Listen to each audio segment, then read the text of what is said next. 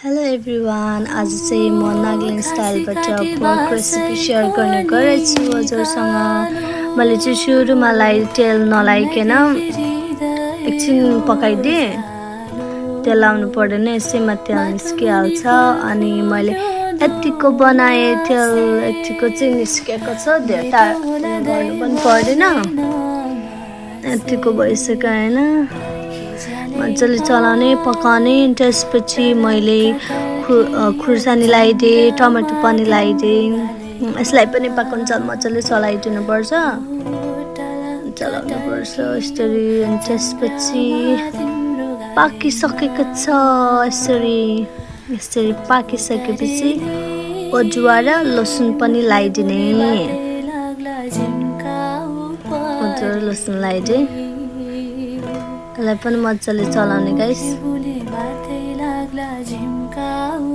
यतिको भयो, हाम्रो पोर्क चाहिँ हुँदैछ।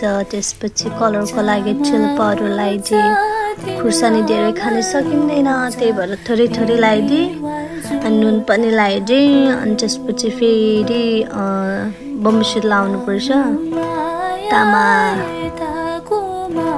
लगाइदिन्छौँ गाइस। लगाइदिएँ बमसित पनि। अनि यसलाई मजाले चलाउने एकछिनलाई मजाले चलाइदिने। त्यसपछि पानी लगाइदिन्छौँ। पानी लगाएर 10-15 मिनट जति मजाले पकाइदिनु पर्छ। एकछिन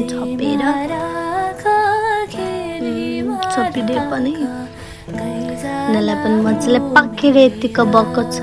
फेरि यसलाई थोरै पानी लाउँछु अनि पकाउँछु गाइस। यतिको भइरहेछ अहिलेसम्म चाहिँ।